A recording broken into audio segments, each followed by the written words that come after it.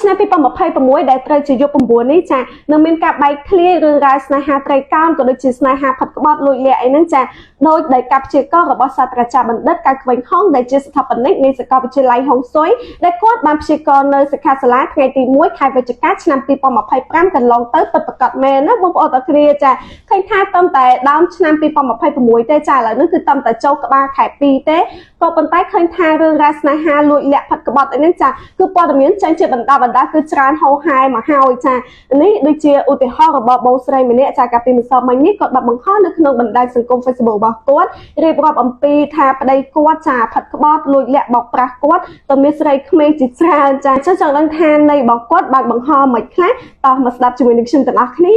នេះនាងខ្ញុំលីបច្ចដាសូមប្រកាសថាខ្ញុំនឹងលោកឯកឧត្តមវិជ្ជបណ្ឌិតអឹងសេរីវឌ្ឍនាបានលែងលះគ្នាជាស្ថាពរហើយលោកអឹងសេរីវឌ្ឍនាក៏លែងមានអ្វីពាក់ព័ន្ធជាមួយនឹងខ្ញុំទៀតដែរចំណងអាពាហ៍ពិពាហ៍រយៈពេល18ឆ្នាំដែលពោពេញទៅដោយការកុហកការបោកប្រាស់ផិតក្បត់តទៅមុខទៀតគឺត្រូវបានបញ្ចប់ជីវិតខ្ញុំនឹងមានពលិសេរីអាណិតប្តីណាប្តីខំលួចលាក់មានស្រីប្តីលំបាកហើយក៏អាណិតស្រីបងដែរដែលខំប្រឹងធ្វើមុខក្រាស់នាងខំកាត់គេកាត់ខ្មាស់បងដឹងអត់ថានាងខំតស៊ូយ៉ាងណាបើប្តីមួយនាងគ្មានលទ្ធភាពរកផងនឹងទើបនាងខំអប់ក្រសោបបងព្រោះវាដឹងថាមនុស្សនេះគឺមិនថ្លៃថ្នូរដូចគ្នានោះអី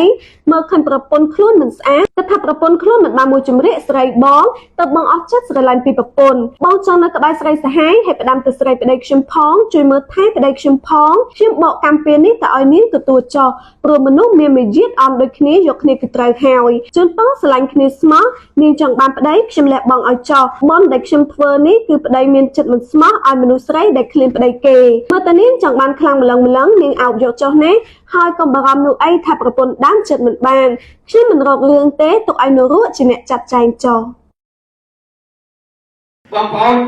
អ្នកដែលត្រួតឆ្នាំមមីអ្នកដែលមានឆ្នាំមមីនៅក្នុងគោលឆ្នាំក៏ដោយគោលខែយើងពិសេសគោលខែរបស់យើងទៅការរស់ស៊ី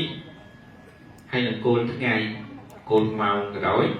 បងប្អូននឹងមានបញ្ហាឆុងធ្វើអីហួសហេតុហើយ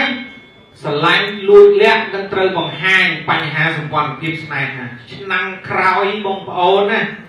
ប្រយ័ត្នតែមែនតើអ្នកដែលមានគោលួចលាក់